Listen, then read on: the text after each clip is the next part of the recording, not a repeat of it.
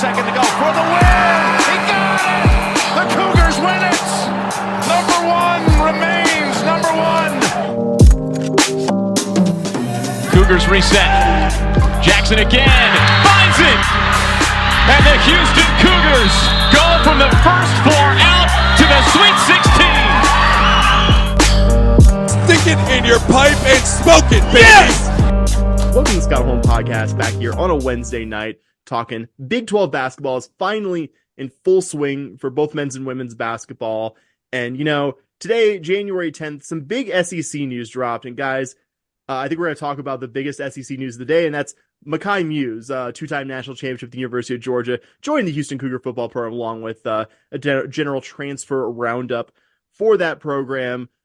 Meaty episode, even though we're only talking about 3 sports. So I will end the preamble here. Dustin, my good friend and longtime co-host, how are you doing, my friend?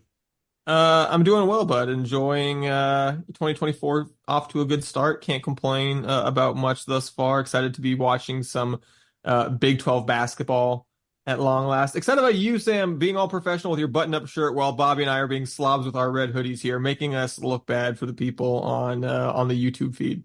Literally got home from work 15 minutes ago. This is not me dressing up for this. Is if you've ever wondered, and frankly, unless you're like my mom, I'm questioning why you'd wonder this. But if you wonder what I wear to work, yes, it's generic mid-30s white guy button up.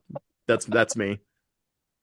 It's me. Hi, Bobby. Let's get us back on track here. How are you doing? How you feeling about the last week of Cougar stuff? Just what's going on, friend? Hey man, we're good. I had to got home from beautiful Tyler, Texas yesterday or earlier today, so that's why I'm dressed like a slob. Is I got home and was like, yeah, I got about 4 hours of sleep in my hotel room last night. I could not fall asleep, which is ironic considering I work for a sleep company. So came home, used all my beautiful, wonderful, soft, cozy things, took a nap, and am ready to talk some Cougar sports.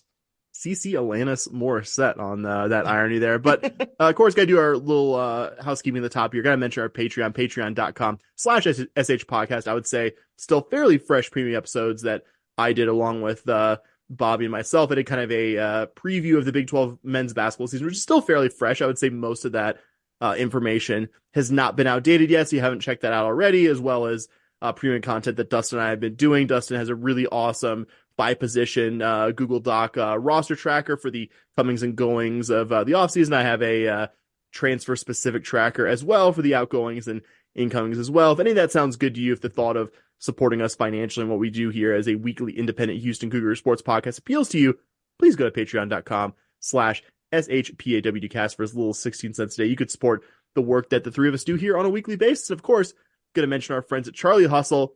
At long last, guys, we are here on the 10th on the doorstep of a Charlie Hustle Houston Cougar release. We have seen the new tees, looks fantastic. Really excited for you guys to, in only a matter of days here, experience what our partners there have done in terms of new Cougar collection to add on to as a fantastic, very comfortable, incredible vintage U of H collection as well. So that's charliehustle.com. And I'd be remiss if I didn't mention, of course, that you can look good.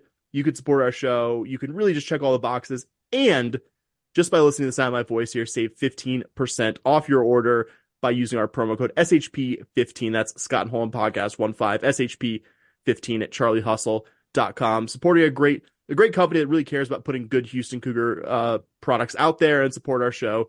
In the process, really just, like I said a moment ago, checking all the boxes there. Guys, we got to lead by talking about Houston Cougar men's basketball. It is now 2 games into its inaugural Big 12 conference play. I am not the biggest Fran Fraschilla fan, but that was just one of those. And I don't dislike him. I'm Fran Fraschilla neutral. Like I feel like he gets hype just because he's on the Big 12 games. He's fine, but it didn't escape me that hey, this guy's calling our games now. We're the big Tuesday night game on ESPN. Like, we've had a small number next to our name for a number of years now. That aspect of Houston Cougar men's basketball's current station isn't novel to me, but the fact that we're playing this big game at Iowa State on a Tuesday night, that's really cool stuff. We're going to lead off with West Virginia, which was a very satisfying game in its own right, and talk about that. But I think that was just kind of my general first big picture thought. I was just like, wow, that's us now. We're the team we're not just a premier basketball program, we are a premier basketball program playing this premier conference on this premier stage. Just everything around Houston Cougar men's basketball now reflecting, I think, the excellence that we've all gotten to witness here the last 6, 7, 8 years. Yeah, that's kind of what we've been talking about in regards to the conference move and how excited we're about it, right? Is that it's you're part of these games that matter. It's not just, you get a couple games in the non-conference where people pay attention and then they go, okay, let us know when you're playing Memphis, I guess. And other than that, we're just going to kind of like wait for the NCAA tournament to determine if we think, Houston is actually good this year or not.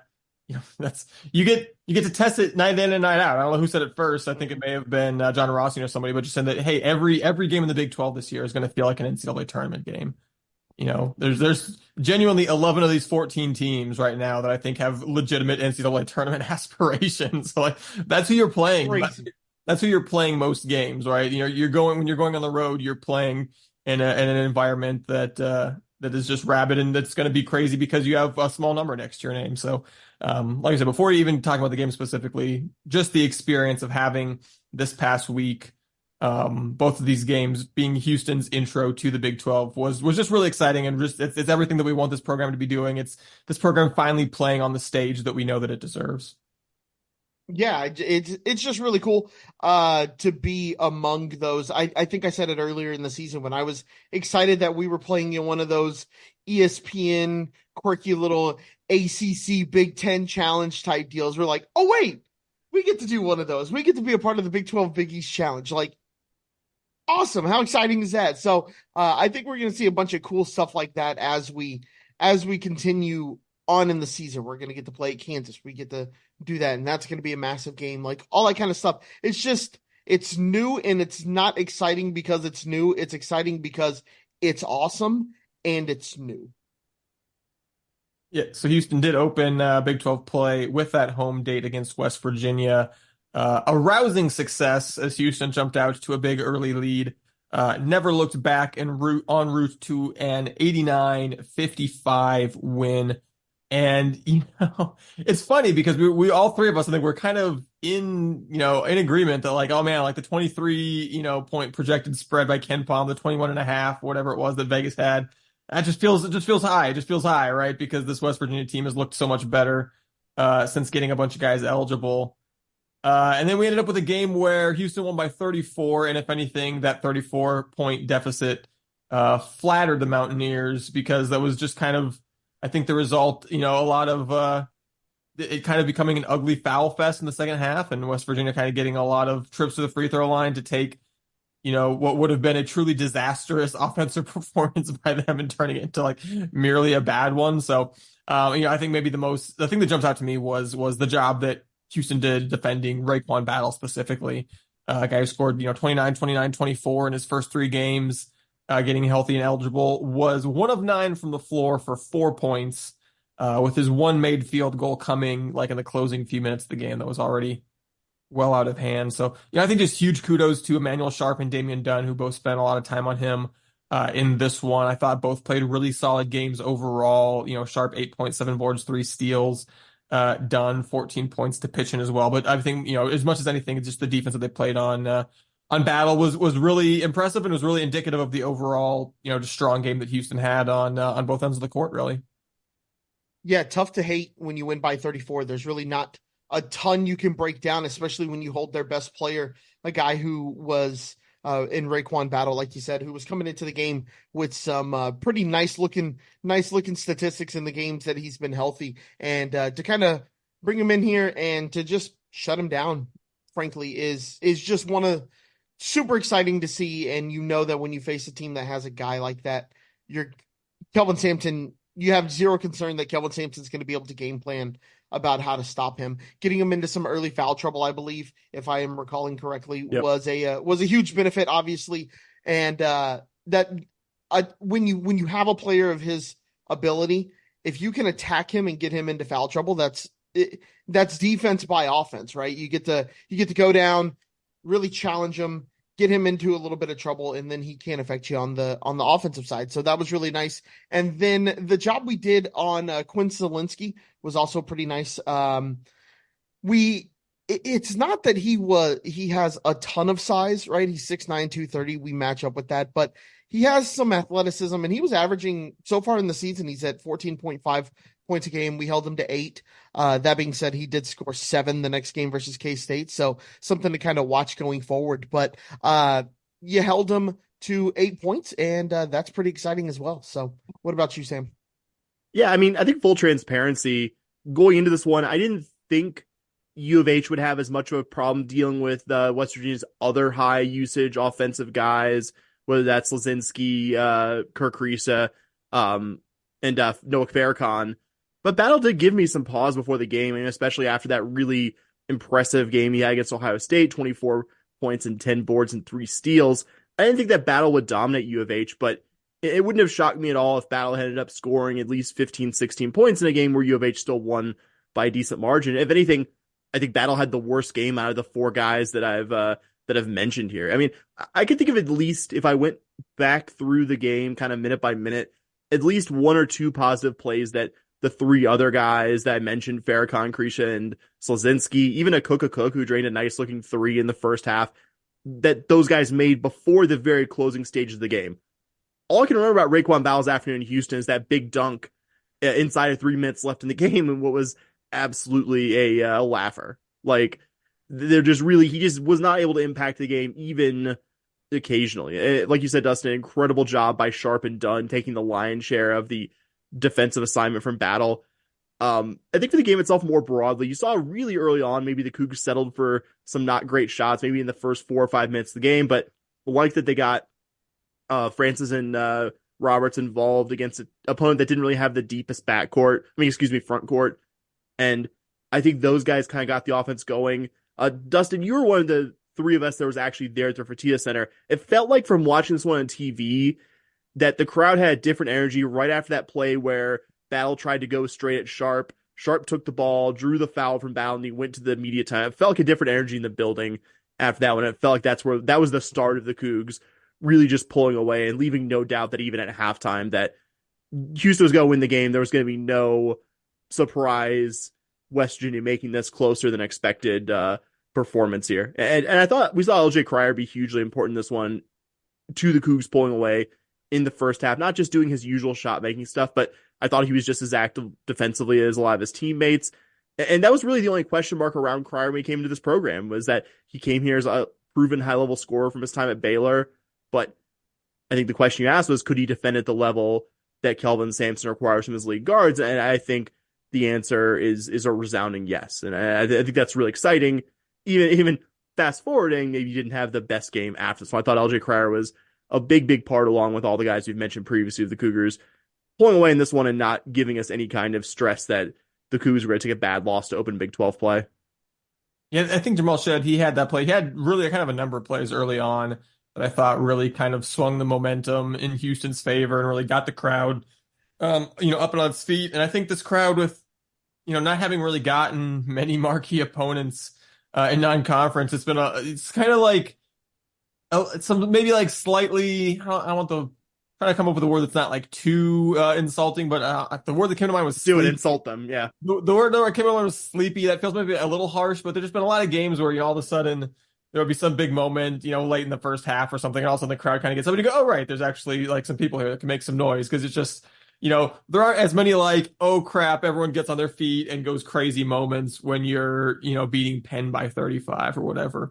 So just, I thought it was really cool, just real early on in this one that it took, because that was something I was worried about is, these are the games that you want your crowd to be going bonkers right from the start to kind of, against not to get into the next game, but like we saw Iowa State's crowd do for them at the beginning of the game. You want your crowd to do that for you. You want your crowd to kind of get you some early points, to kind of spark that early run for you. And we saw that with very quickly at the gates that Houston's crowd was appreciated that this was a Big 12 game, got into it. And yeah, Jamal Shed, I mean, it's easy he's someone who is easy to kind of, get loud in the crowd when he is out there, because he just makes so many just like emphatic plays, just big plays throughout the game. I was really impressed by him in this one too. 8 points, 11 assists to just 1 turnover and 4 blocks. When's the last time you saw 4 blocks from like a 6'1" point guard? And it's been some other games this year too, where he's had, some key blocks that have really shifted momentum. And it's rare to see a point guard, and not only that, not like an oversized point guard, but just a genuinely, if anything, slightly, smaller on the smaller side point guard,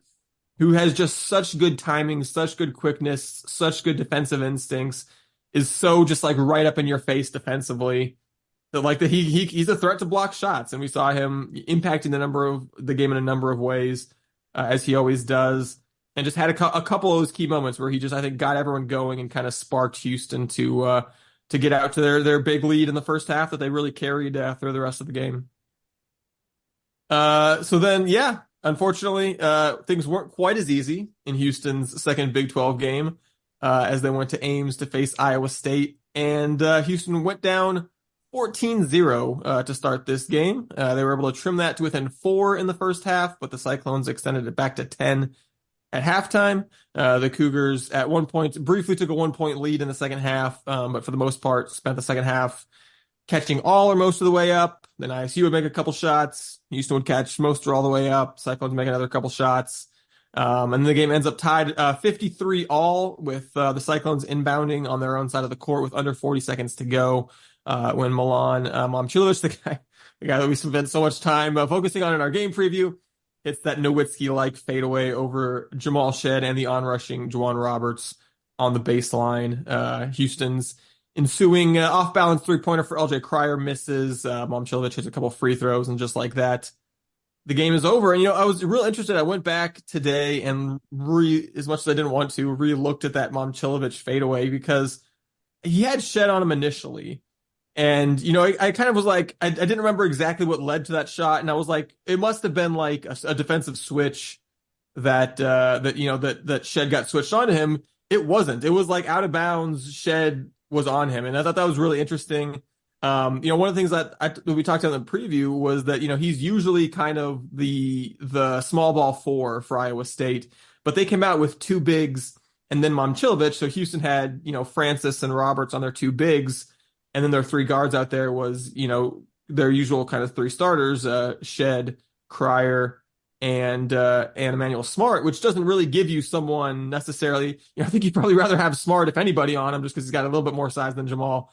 But that doesn't really give you, a guy with the size to match up with Momcilovic in that situation. And that was not to break my arm, patting myself on the back too hard, but that is a situation where I feel like if Terrence Arsenault was healthy, Terrence Arsenault was out there on that possession because you've got the timeout left. Yep. So you make or miss the shot, you call a timeout and probably put, Cryer or whoever back out there for him once you have the ball offensively. But that's a defensive possession coming out of a timeout where Arsenault's out there. And if Arsenault's out there, he probably ends up on Momcilovic. And, maybe Momcilovic hits that crazy turnaround fadeaway anyway. But I think that's a lot tougher with, someone with another 6 or so inches of height on Jamal Shed like Terrence Arsenault has. So that was kind of a little bit poignant for me that like, oh man, like as it was happening too, I remember thinking like, oh man, like that's would have loved to have Terrence out there on him for that shot. But I think you got to give Iowa State a ton of credit. Man, you got to give Emmanuel Sharp a ton of credit. Just hitting shots in this one when nobody else was for Houston. Ended up with 20 of Houston's 53 points.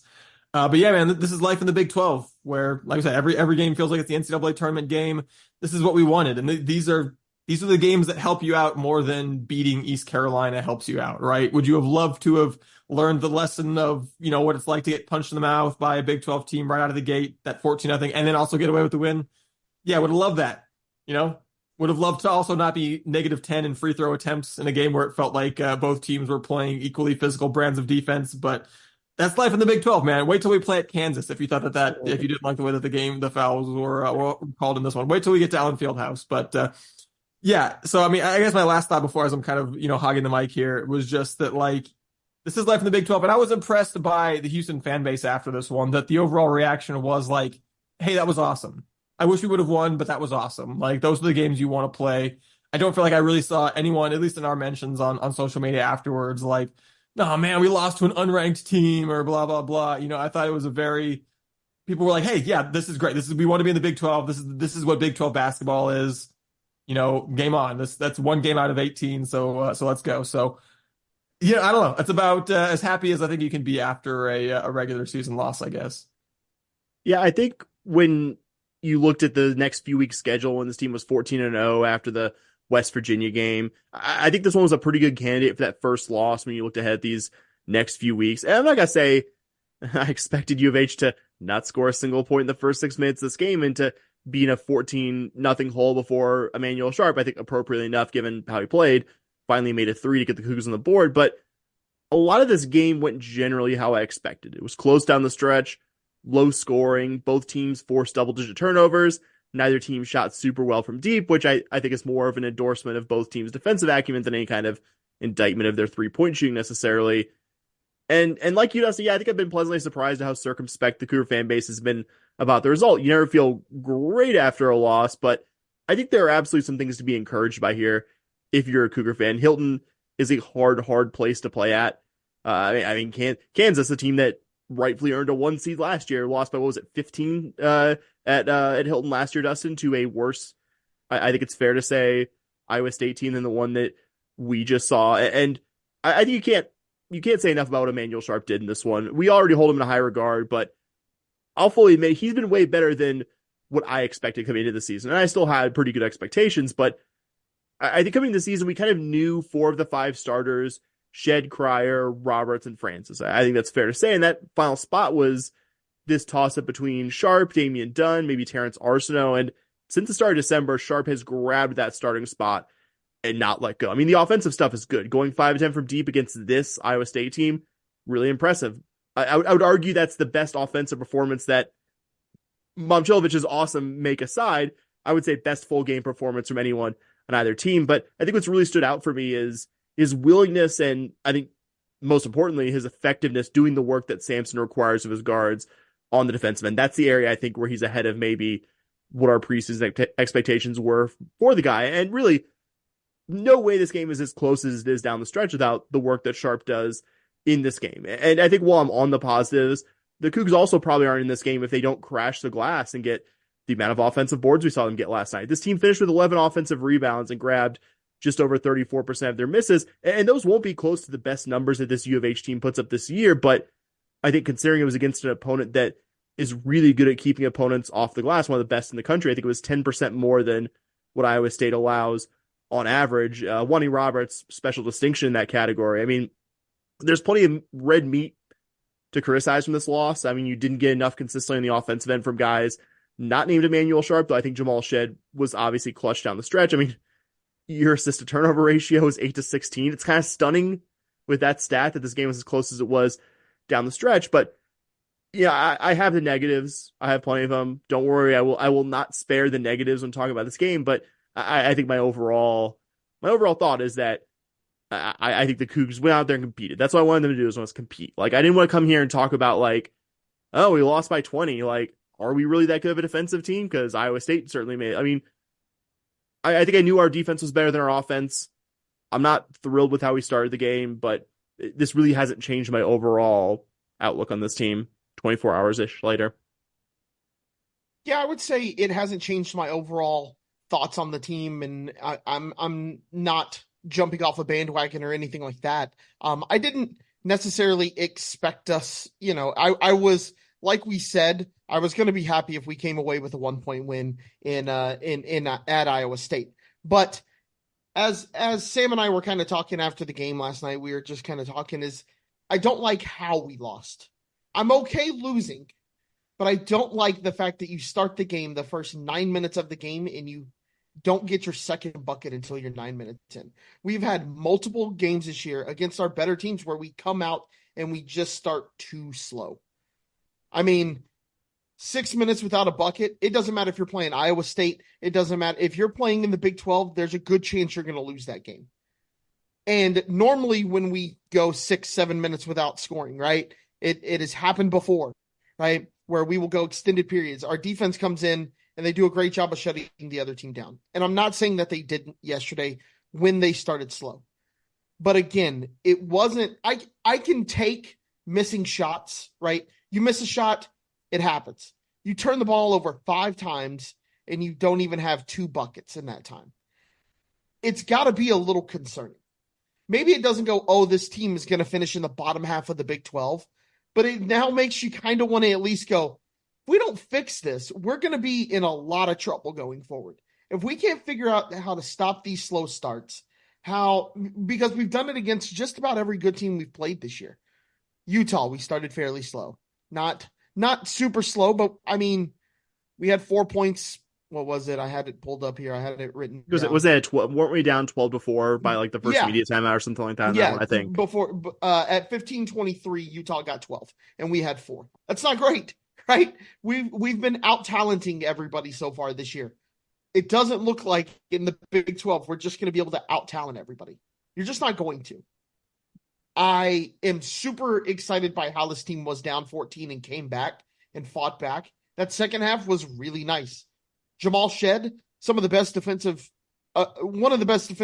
performances I've seen in a while, just how he was able to, he got blocks on big guys, right? And sometimes at the end of the game, if that guy's going to turn around, hit that Nowitzki fader, tip your hat. He's on scholarship too. He's also a D1 athlete. I can take losing like that. I'm cool with losing if a guy makes a play, you'd miss a couple of shots. It doesn't happen. 5 turnovers. We got outscored points off turnovers by 11 points. Doesn't matter who in the Big 12 you're playing, you're going to lose. It's going to be a lot closer than you hope it is versus some of the bottom teams in this league. If you get outscored on turnovers against ECU, to your point, I get it. You're probably going to win that game. But you can't do that in the Big 12. You can't have these turnovers. And I know Iowa State is an incredible defensive team. I didn't expect us to go out and score 80, right? I didn't expect us to go out and put up 75. I do like to see us a little bit better than 2 buckets in 9 minutes. Yeah, 16 turnovers for the game is too many for sure. And Kelvin Sampson said after the game something about like, in regards to the turnovers, like, yeah, we kind of peed down our leg a little bit. Which is a little bit harsh, but a little bit fair, probably. And I don't think I'm pointing anything out that the coaching staff doesn't know or that the coaching staff's not going to address. For sure. But, it's got to be worrying to somebody. Yeah, no, I think offensively there's kind of like the 3 things. Is like, are you making shots? Are you grabbing rebounds when you don't make shots? And are you not turning the ball over? And, if Houston does like 2 of those things pretty well, they did 1 of those things pretty well. And the other 2 they did, everyone other than Emmanuel Sharp did pretty poorly at one of them, and just kind of everybody did poorly at the other one. And I think it was one of those things where it was a lot of credit to Iowa State. Iowa State's a good team. They're going to force turnovers. You're not going to play Iowa State and commit 3 turnovers or commit 5 turnovers, right? Like, that's just not going to happen. But, you saw, and I think I texted you this exact thing during the game, Bobby. It's like, Iowa State's doing to us what we're doing to other teams. Yeah. That they're turning us over. They're getting in our head where now we are just kind of shooting ourselves in the foot because we're just we're peeing down our leg, The backcourt violation. Exactly. It's a perfect example. Just do dumb stuff that they don't normally do, that you just can't do if you're gonna win that game. So defensively, I would have loved, like I said, the game to proceed in a way where Iowa State didn't go to the line as much, but that's going to happen. Ultimately, you held a good offensive team under 1 point per possession in their own building. Like that, you'll take that defensive performance. I think. What you can't take is the 6 minutes right at the gate where you don't score any points. The overall just kind of poor shooting night, and the overall just really not taking effective care of the basketball. So then we saw this team, Coach Sampson talking, in between the end of non-conference in the West Virginia game, saying, hey, we're just spending as much time as we ever have like practicing offense because we need to practice this team getting the defense is there. Like, holy cow, this team has been playing some insane defense this year, but it's those offensive stretches. And when you play a lot of the teams in non-conference, even some of the better teams, even some of the, Utah's a good team. Utah's probably a tournament team. Dayton's a good team. Dayton's probably a tournament team. Houston is a good enough team that they can have a couple of offensive stretches where they go real cold and beat those teams, as we saw. Iowa State is a little bit too good of a team and a little bit too good of an atmosphere to have that kind of stretch. Don't go down 14-0. And then if you outplay them for the last 35 minutes, you win, right? So that's the lesson that you think Houston is going to take away from this. And I think certainly this offense continues to be a work in progress. I think we all hope and expect that by the end of the season, it's going to be in a better place than it is now.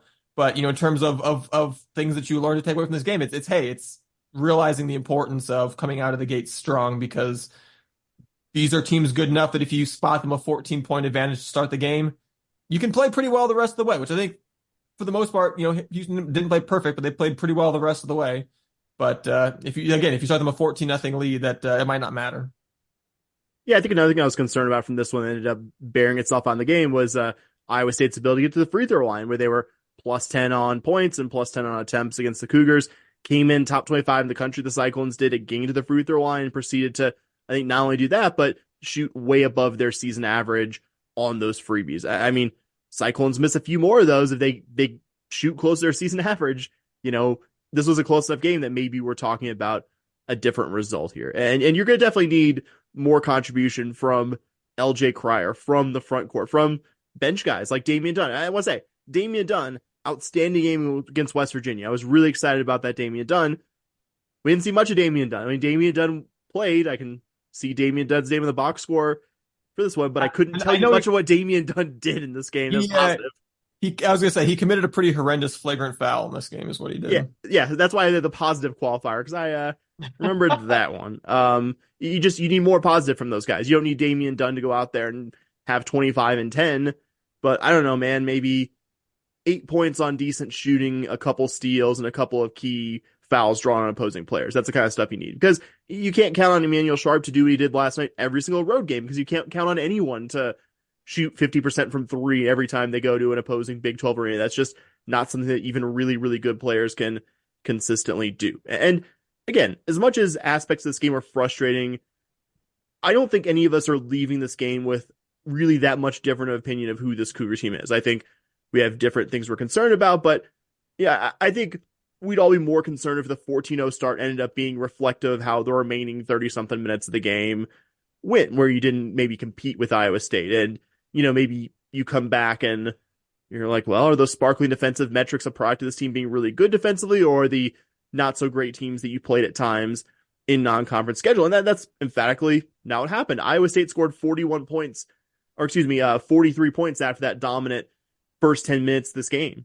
They needed some high-level shot making. We talked about to close this one out. I mean, the losses all count the same ultimately, but I think, to me at least, how the Cougs compete in this one was important, and I think indicative of a team that will still be in the upper part of the Big 12 standings when it's all said and done this year.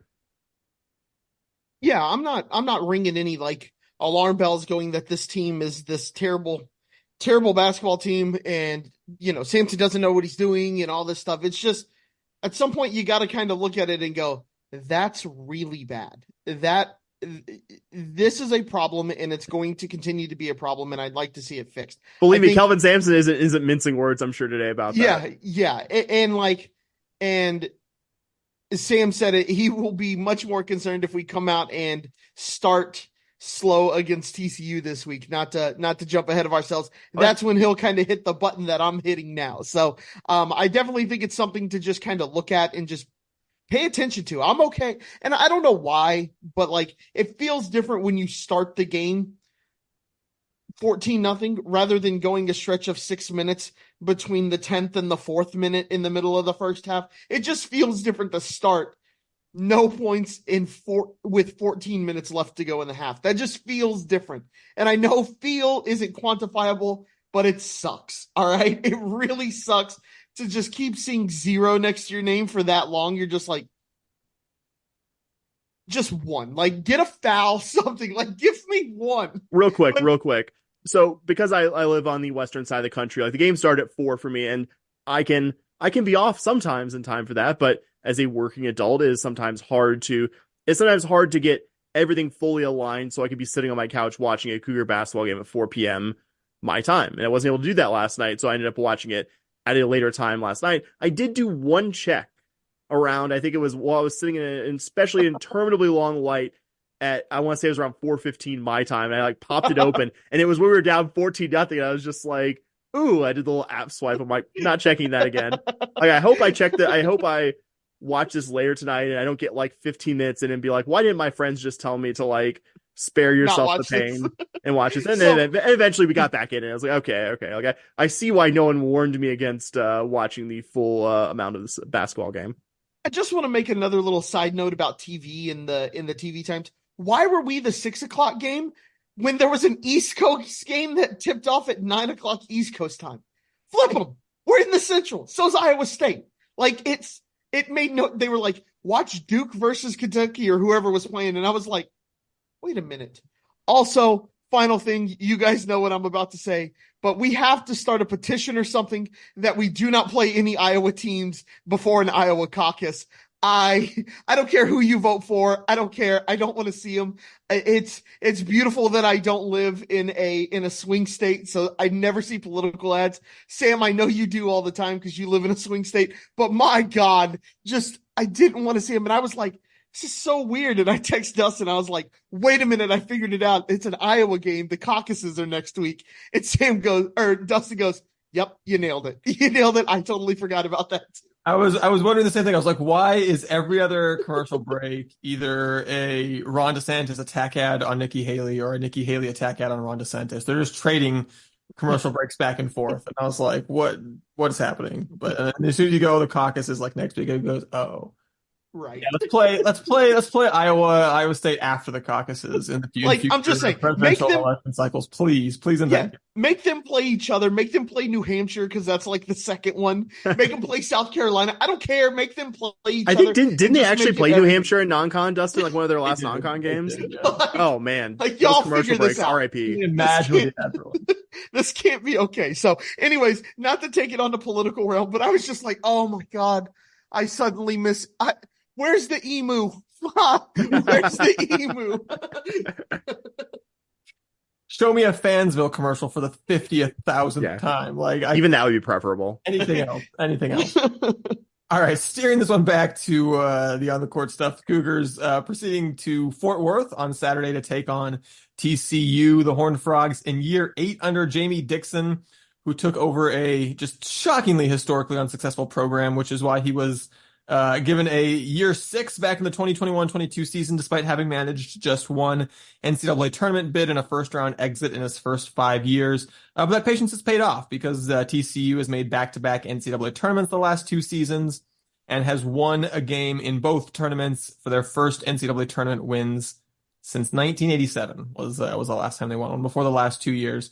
I think remarkable. This team has been to 3 tournaments now under Jamie Dixon, has won 2 NCAA tournament games under Jamie Dixon, just unequivocally their kind of greatest period of modern success. Has not finished above 500 in the Big 12 under Jamie Dixon. Like that is what kind of conference we are in right now. The Horned Frogs they're actually hosting in about 13 minutes from now, believe they're hosting number 9 Oklahoma. But as of this very instant, 6:47 p.m. Central Time on January 10th, they are 11-3 overall. All 11 of those wins have come against teams ranked in the triple digits by Ken Palm. All 3 losses coming to teams ranked in the top 40 in Clemson, Nevada, Reno, and Kansas. So certainly a team that's going to very much live and die by what happens in Big 12 play. And man, a team that is going to be awfully annoyed coming into, I'm sure, at least tonight's game after their Big 12 opener at Kansas. Looks like they had a real good chance to potentially win that one. Had what certainly looked like it should have been a common foul, ruled a flagrant foul in the final minute of the game.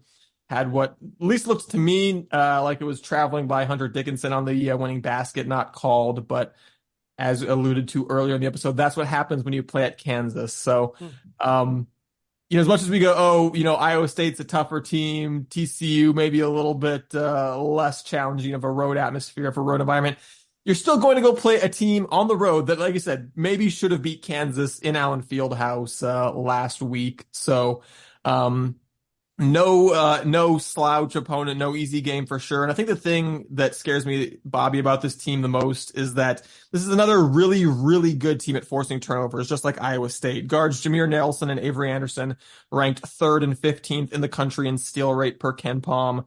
Obviously, you can't have another 16 turnover game or it's going to be real hard to win. So interesting that after that Iowa State game, Houston gets another big test in that regard just immediately in their next game.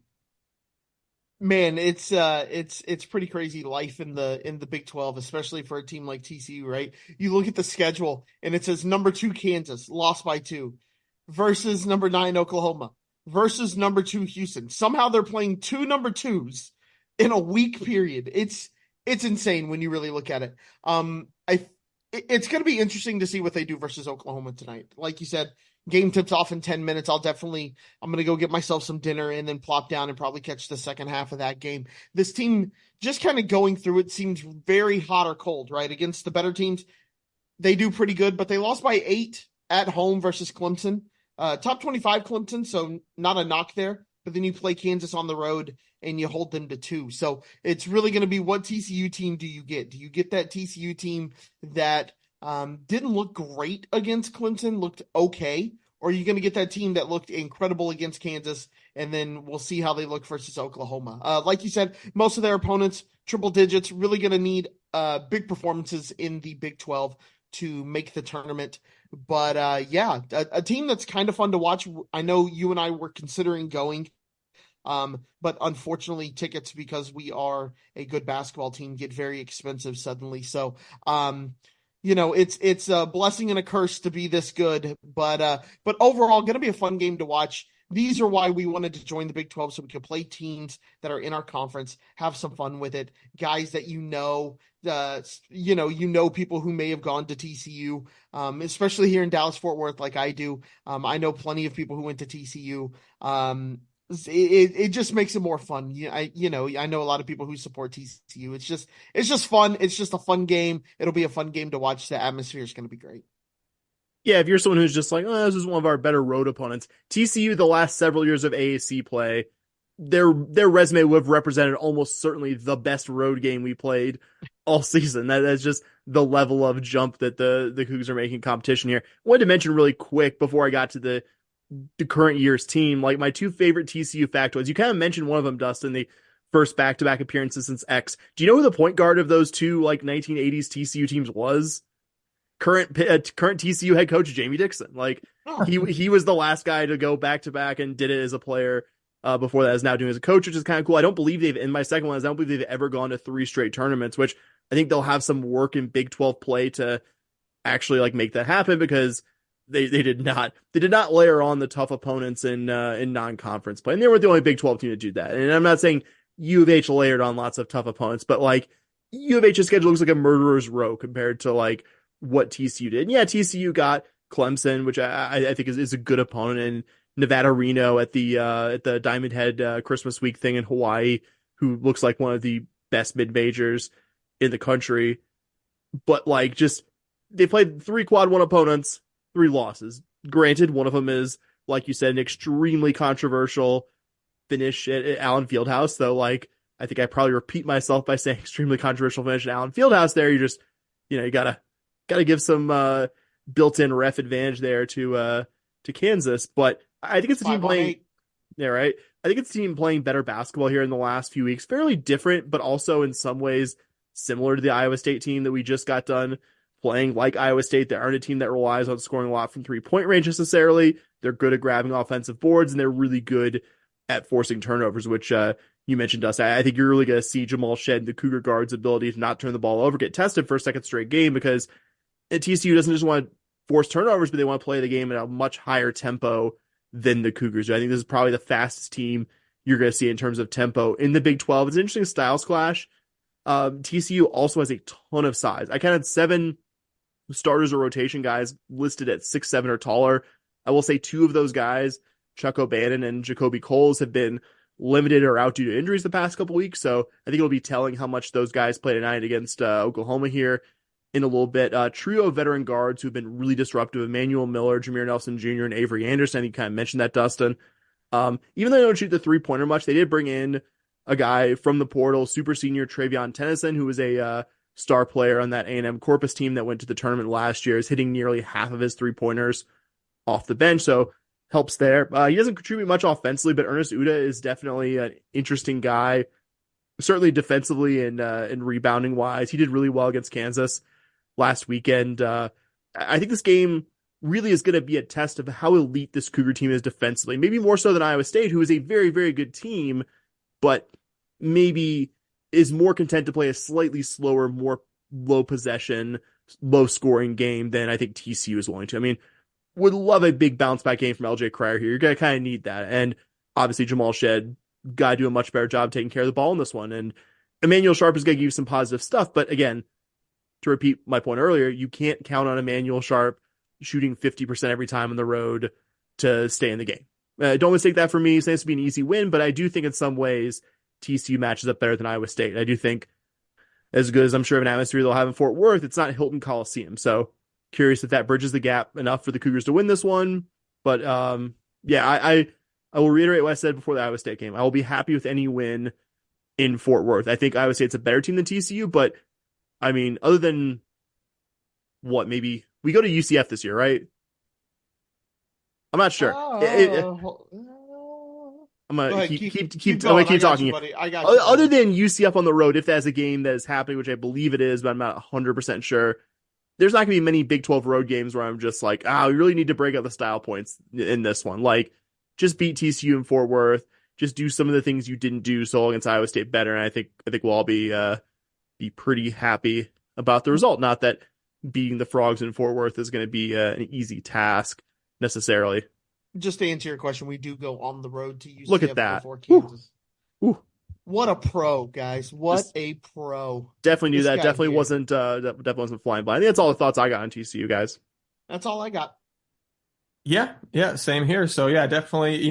We've talked a lot in this episode. If I were a more prepared podcaster, I would have looked up the stat. But I mean, we have rarely seen this Cougar team lose back-to-back games under Kelvin Sampson. So, obviously, you'd love this to be a game where you dominate the turnover and or rebound margin so much that you don't have to just outshoot them. But this is a team that's really good in both of those areas. So even if you play well, you're still going to have to make some shots to win this game for sure.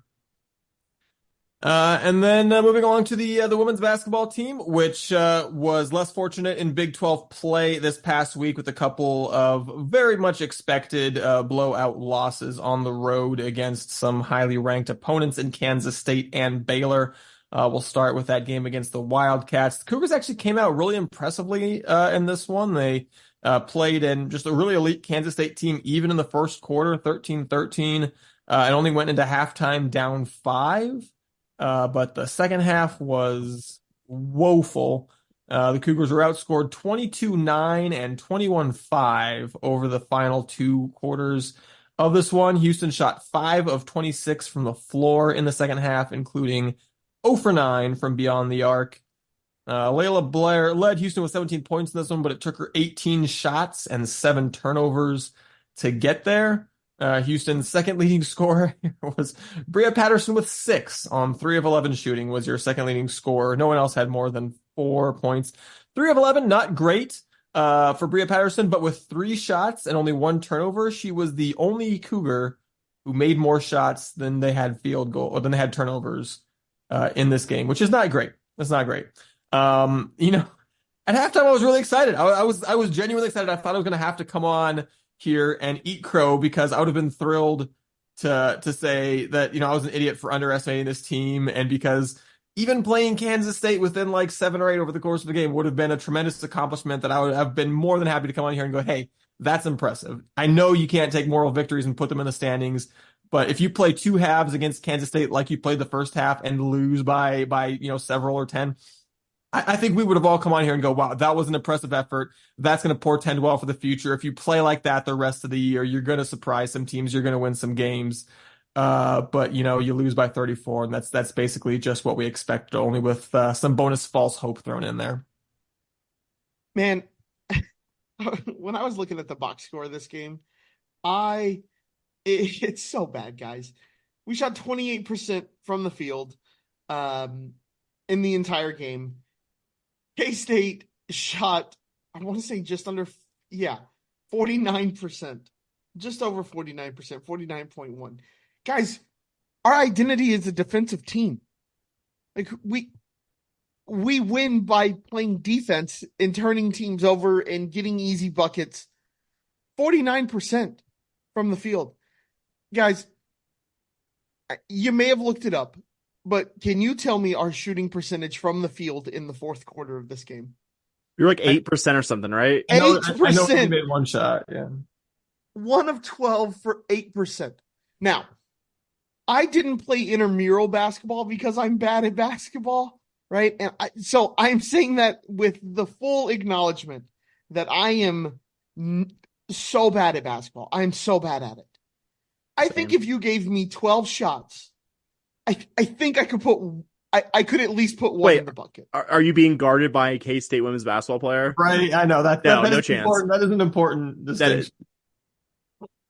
Look, I think I just don't end up being one of those guys on videos. No, like, I'm not. I could put up a shot against this post player, and she just I think I could get a shot up. It may not go in. Yeah. It really wouldn't have blocked me the next week. No. But also, I'm 34 and not a Division I athlete. Okay,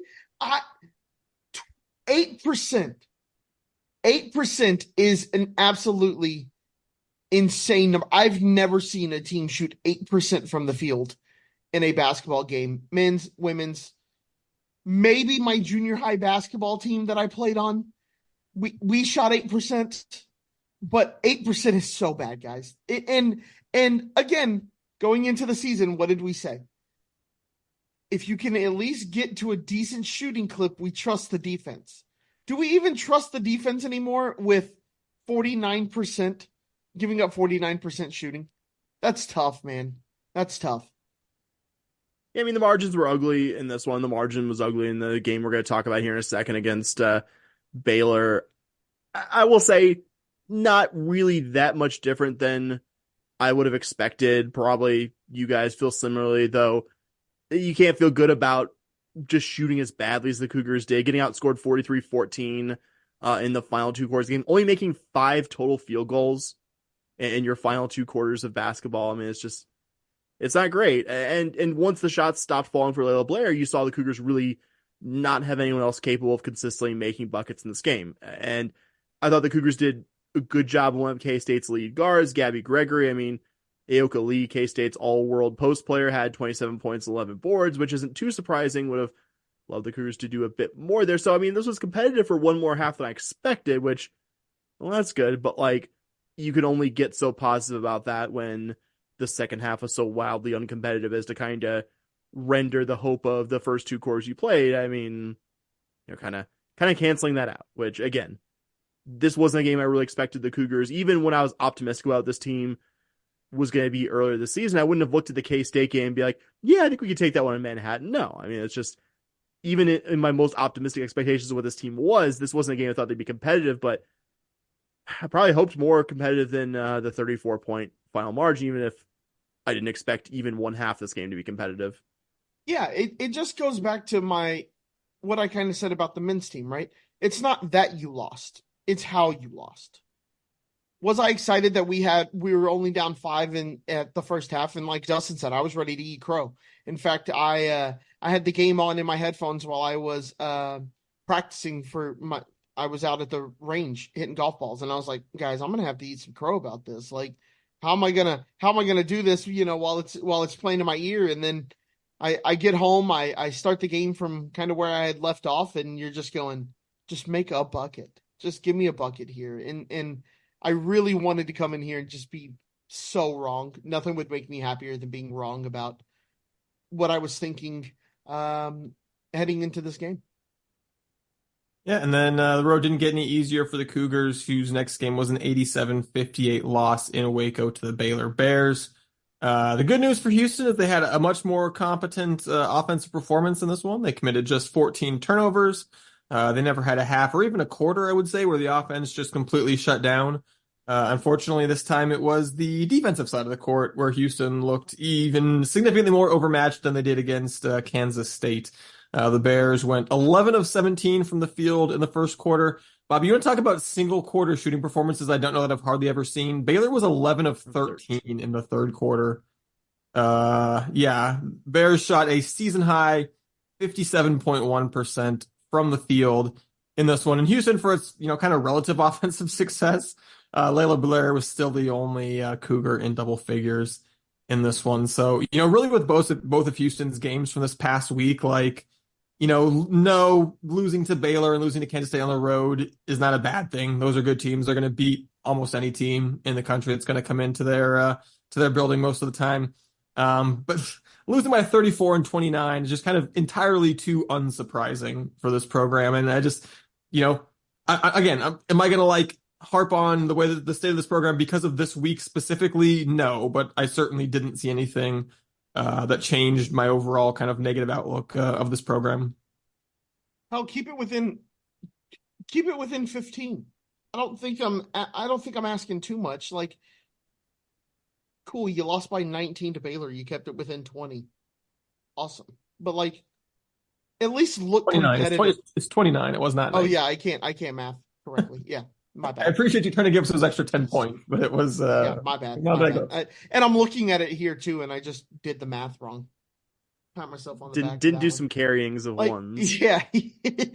So it's just look competitive. Just look like you're in the game for at least a little bit. And we did against K-State, and that was exciting. But then you still lost by a ton to them, and you're losing by 29 to Baylor. It just shows you're not there, and you're not even close. There's no.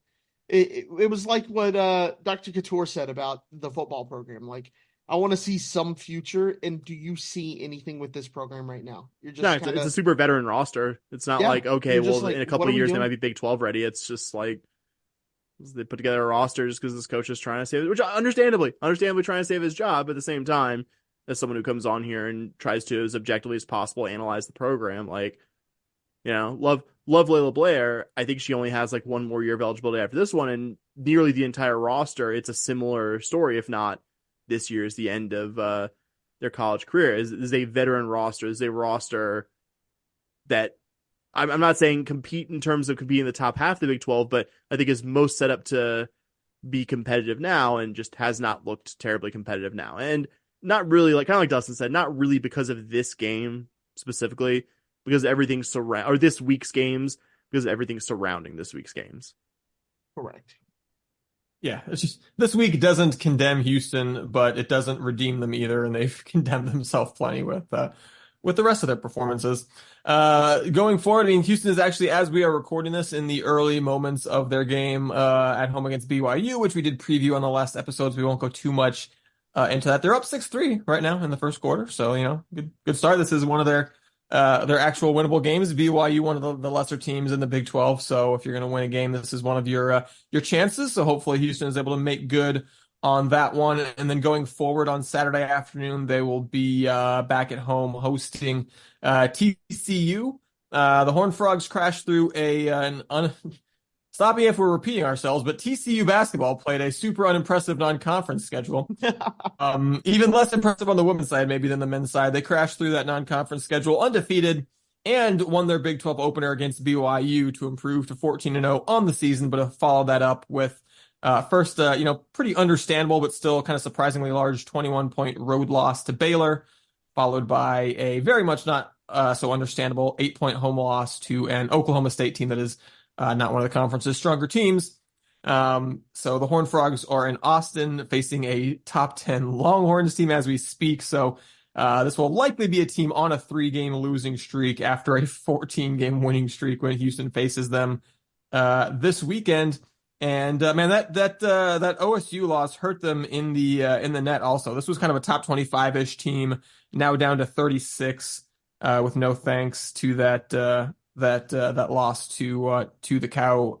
Are they the Cowgirls in women's basketball? The Cowgirls, Yes, I guess. they're the Cowgirls, yep. Yes. And this is a TCU team that last week I described them as a team that Houston unequivocally wasn't going to beat this year. And I put this one, I think, multiple times in the loss column preemptively. If any of the games that if any of those games Houston's going to make me look foolish, like, I guess this could be the one, because like I said, for the last 2 games against Baylor and Oklahoma State, TCU has looked basically like I'd expect Houston to look in playing those teams. They haven't won a true road game this year. They didn't play any in non-conference. Their first road game was the Baylor loss, and then their second is tonight in Austin. So, this is a team that I don't know that can really push Houston around on the boards, doesn't force a ton of turnovers. So, would I bet on Houston in this one? No, but I don't know. I guess if we're trying to not completely punt on the season and be like a little bit optimistic, I don't know. This is a game that I'm just in the back of my mind. I would love. This is another game where I would love for Houston to make me look silly by at least playing, ideally playing close, maybe even winning a game that I'd already penciled as an L. Yeah, similar thoughts. And for me, the big reason why is that TCU's awesome post player, Sedona Prince, is out for, I think, I don't think it's a season-ending thing, but is at least a medium-term injury. She was very, very, very important to their non-conference success. Was averaging a 20 and 10 or 20 plus 10 double-double, which I don't care what conference competition or non-conference competition you're going against. Like, that's a really, really, really impressive number. And she will not be out there when the Horned Frogs come to Houston, which I think helps, but they also have Agnes Emanopu, who I think has been an effective front court player, though not nearly the offensive player that Sonoma Prince is. I think the really challenging thing the Cougars are going to have to contend with is Madison Connor, who comes in as a transfer from Arizona. TCU has a first-year head coach, Mark Campbell, who's a long-time West Coast women's college basketball coach, was on the Oregon staff for a long time, had a couple good years turning around Sac State before TCU gave him this job. At least with this TCU women's team, they at least have some justification for having kind of a soft non-conference schedule, a very new roster, first year of a head coach. Like, you want to kind of start the season in a positive way, whereas TCU, the men's side, I think could have benefited from maybe challenging that team a bit more, but sport's already been discussed, done and dusted on that one. But I think really what the Cougars can do against Madison Connor, who's as good of a 3-point shooter as we've seen all season, can be very important. And like you, Dustin, I think not a must win, which I think is what we kind of labeled the BYU game as a starting right now. Kind of as 13-6 Cougs, 13-6 Cougs. 13-6 Cougs. Let's go. That one kind of felt must win. This is not in the must win category, but this is it would be interesting to see if they compete in this one, because I think it was pretty harsh on the Cougars for the Texas Tech loss, which is, I think, a loss that's not looking as bad. I think the Red Raiders are a little bit better than I might have given them credit for. So, I mean, Cougs win this one against BYU convincingly and go out there and beat TCU. I'm not going to change everything I've said about this program, but I don't know. You're able to take that one against TCU that maybe you weren't expecting. You're starting to feel maybe a little bit better. Morale in the program's improving if you win a couple conference games in a row. And then, again, I think to say what you guys have said, we would all three love to eat crow and love to see this team finish better than we expect in conference play. I think it's just, you got to show us. Yeah, absolutely. I think you covered the TCU team pretty well. Madison Connor, 20 against Oklahoma State, 11 versus Baylor. She could put the ball in the hoop. And, if you're putting up 11 against Baylor, you're putting 20 up against OK State. What are you going to do to us? It's going to be, how can they handle the pressure? It seems like you said, Sam, they have a newer roster, but they do, Madison Connor, their best player, is a junior. She can probably handle the pressure that they're going to present to her from the Cougars. So same thoughts that you guys have. This team is one that maybe can be beatable, more so, especially with their best player out. So be nice to see it, a win here. A big blowout loss versus TCU would be one of those things where you kind of just shake your head again and go, what are we doing here? All right. So before we go, we do it and talk about the latest Cougar football transfer portal additions. Since our last episode, you guys can tell me if I've missed anyone, but I've seen 4. Makai Muse, wide receiver from Georgia. Malik Carr, a tight end from Michigan State. Tegan Wilk, defensive back from East Carolina. Cedric Melton, offensive lineman from Ole Miss. Did I miss anybody on my list, guys? I don't think so. I think Jaden York from Texas Tech, but not to say he was a backup tight end at Texas Tech. He will probably be a backup tight end here. All right, well, there you go. Those guys, I think those 4 at least that likely to see at least some of the field. Bobby, I want to throw it to you. Who do you like? Where do you want to start with these guys? I just think it's weird we're bringing in so many tight ends. Like, we had 2 in the recruiting class we that signed on the national on signing day, and then we have 2 here. I think that's just kind of interesting, and I'm excited to see what the offense looks like. That's kind of my first takeaway. And then getting anybody from Georgia, if Kirby Smart says you're good enough to play at Georgia, sign me up if you want to come play here too. Even if you couldn't start for Georgia or play at Georgia and you wanted to transfer out, yeah, I'll take you. I will take you all day, every day. And then, again, if you listen to the premium episode about our signing class, any offensive line bodies we can get in here, I'm A-okay with taking. I don't care what you look like. I don't care how you play. At this point, throw it at the wall, see what sticks. In my opinion, just get as many bodies as you can in here and play the best 6, which Fritz already said he was going to do. So. Yeah, I have a number of guys that want to talk about, but I'll probably lead with Zion Chris, who I think could be your long-term answer at quarterback. Dustin, you look like you're about to say something. No, that wasn't one of the four guys I said, and I can't believe no one said anything. I completely whiffed on My God, I just assumed you said on it. the quarterback. Yeah, no, that's an important one. No biggie. Yeah. Started 6 games this past season for UL Lafayette. Passed for 1,222 yards, rushed for just under 500, had two different 100-plus yard rushing games for the Ragin' Cajuns. This past season, the Cajuns were 3-3 in games. He started. He also came off the bench and led them to a non-conference win over UAB early in the season, where he rushed for 2 touchdowns and accounted for just under 300 total yards. I think the numbers would look even better, at least the season ones, if he didn't go down with a season-ending foot injury the first Saturday of November against Arkansas State. And he was definitely the quarterback that the ULL fan base, I think, was most excited about. I went on one of their fan podcasts before the Independence Bowl, and even though they didn't expect him to start or play the most reps, I remember the guys that had me on said they were specifically excited to get a look at Chris because he was allowed that 5th game because it was a bowl. I think their nickname for him was Baby Z, but I could be remembering that wrong. I did not go back and listen to my audio from about 14 months ago. He actually ended up playing something against U of H in that game, had a 25-yard run against the Cougar defense, did at times look like a true freshman backup quarterback playing against a team that had a pretty good veteran defensive front like we did. Just ended up getting pulled because their offense really just couldn't do anything. The Cougars were able to get just enough time to win that ugly and extremely cold football game. I'm really excited about him. He was already a dynamic quarterback in his first extended run as Division I starter. I think put him in an offensive system where he can use his feet, put some muscle on his frame, and I think you could have your answer long-term at quarterback. Yeah, I think it's going to be really interesting long term, and also really interesting in this year already. Are you seeing him as someone who's going to kind of be the secondary option behind Donovan Smith and then take over after Smith's last year? Is it going to be a quarterback competition? Are you expecting Chris to be the starter and just kind of begin your future with him at quarterback now?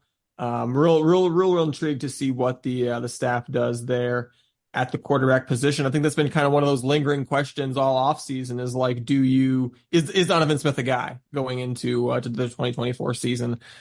This doesn't necessarily answer that because maybe Donovan Smith is, maybe Zion Chris is, maybe it's a combination of the two, but I think certainly gives you a little bit more clarity in terms of what your quarterback room is going to look like heading into next year. And yeah, you mentioned Melton on the offensive line. Again, you take any offensive line body, you especially take an offensive line body that got recruited by and was playing at an SEC program. Most of his action this last season was on special teams, so not a lot of action there. I mean, he's an underclassman offensive lineman in the SEC. You can be an underclassman offensive lineman in the SEC playing special teams and still end up by your, kind of up last couple of seasons, be a pretty good offensive lineman. So given Houston's depth issues on the line, certainly happy to see him come in. Real intrigued by Carr. You mentioned bringing in a couple tight ends in the high school recruiting class, but I still don't know that you had a tight end that really looked like a kind of Big 12 starter, either on the roster or, from the high school kids that you brought in necessarily. Carr very much looks like that. Was second on Michigan State's entire team with 30 catches last year, over 300 yards, 3 touchdowns. And then Muse, Mekhi Muse, again, I don't love like comparing players to other players because everyone's their own player, yada, yada. But getting Mekhi Muse in makes me feel a lot better about losing Matthew Golden because he's someone who similarly real talented young guy, obviously was playing with a better team and therefore is getting fewer reps last year than Matthew Golden was playing for the Georgia Bulldogs, but someone who looks like a potential star in the return game as well, the way that Matthew Golden was as well. So again, there's never such thing as a perfect like for like transfer. But yeah, overall, in terms of this Cougar offense, getting Chris in there, getting Melton on the line, getting Carr as your presumable starting tight end, and then getting Muse, someone who I think could really going forward be real difference maker at this level of wide receiver and or special teams. It's exciting. It was an exciting week and feeling better about the Cougars offensive prospects heading into next year than I was a week ago. Yeah, Muse, actually, I picked this up from reading an article from a Georgia outlet about his transfer. Walked on to that program. Walked on originally, and by his third year was their primary return guy and was actually getting like snaps at receiver for them. Like that's crazy. Like I know a walk on at Georgia is probably of a higher caliber than your median Division I FBS walk on, but like that he was able to do that, it just tells you the kind of competitor he is. I read an article. It was Smart talking about Georgia's return game and just this guy who's this extremely highly regarded multi-time national championship coach is talking about what an incredible competitor Muse is and how much he liked him. And I think it's really cool. He gets to win a couple national titles walking on to his home state team, and then gets to now finish up his career potentially at U of H, get a couple seasons where he can actually now be a larger part of the offense. In addition to, I think, not perfect like for like comparison, but giving you a dynamic return guy, now that you've lost one in Golden to the portal. Yeah, I definitely feel better about that Carr. I just want to say a couple other things about Malik Carr. I think considering the position he plays and the fact that Michigan State's offense was a very not good passing attack, I think that makes his numbers look even better. Caught a game-winning touchdown late in the fourth quarter against Indiana for one of Michigan State's 2 Big Ten wins. This year was originally a 4-star recruit. Wouldn't be at all surprised if this guy is starting next year. I think I'm as confident as all the transfers we talked about that Malik Carr will be number 1 on the depth chart come the start of the season, come the first time that Willie Fritz releases the depth chart. As I say, not only would I not be surprised if Malik Carr is starting at tight end, I think I would be surprised if he's not starting at tight end heading into next year, given how good he looked even on a bad Michigan State offense, and given, like I said, I don't know that there's another Big 12 starting caliber tight end on the roster at present. Yep. All right, real quick before we go, I'm going to throw in a surprise last bullet point here that we didn't talk about, what I realized like midway through this episode that we needed to at least briefly mention. Cougar Baseball adding Woody Williams as the director of pitching strategy and development. Was really excited as a Cardinals fan growing up. I just randomly loved Woody Williams. Just because I don't know, I just liked him as a player. And then when I, got to U of H and realized that he was a Cougar as well, just made me like him even more. It's been very upsetting watching him doing a real good job, as I believe he was the pitching coach, wasn't he, up for at UT, yeah. Up for the Longhorns and doing a good job up there. So to get him and as a kind of not the official pitching coach role, is just kind of a other role or whatever, not one of your official assistant coaches, not an on-field assistant, but part of the program. Yeah, but to get him in your program in any capacity whatsoever, I think is a fantastic add, and it's exciting. Anytime you have a real successful alum coming back, that's exciting. But when you have a successful alum who has, I think, already proven his bona fides in terms of being a developer of talent at the collegiate level, that's doubly exciting. Yeah, was also a really successful JUCO coach at San Jack as well. Yeah, got let go at the Longhorns because the expectations there are insane. They were literally number 1 in the Big 12 and top 10 in the country in ERA last season. This wasn't yes, numbers can lie sometimes, but if you have a top 10 in the country staff ERA and number 1 in your conference, numbers don't lie that much. The guy is a good pitching coach, and I think it can only be a benefit to the program that he's a part of it. Really, really cool. I always like to remember early to mid 2000s NL Central baseball players. Oh, we watched the NL Central. We're cool. We're so cool. We were in the same division together. Anyways, no, super, super excited. That's been a problem with this program for the last couple of years, is getting consistent pitching, and hopefully here we go. Fingers crossed. Yeah, the entire post-Frank Anderson era at U of H has been... I didn't want to say it, but... some questionable pitching, but hopefully Woody Williams is the guy that helps us get that turned around. Real quick, guys. Just hit the strike zone. Just pound the strike zone, please. Right? 21-12, Cougar women's basketball is up after 1 quarter on BYU. Let's go, guys. Let's make this one happen. Come on now. Fingers crossed. Whatever good luck charm you need to do, go ahead and do that. All right, well, there's our positive note to end this one on. Going to reiterate something Sam said at the top, which is just you should go to SHPodcast, or not SHPodcast.com. I guess you're going to go to SHPodcast.com/support if you want to indirectly get to our Patreon page. The direct link. Take the scenic route. You take the scenic route. It's more fun that way. The more direct route is patreon.com/SHPodcast. $5 a month gets you the bonus content. It gets you the good karma of supporting the work that we do here every week.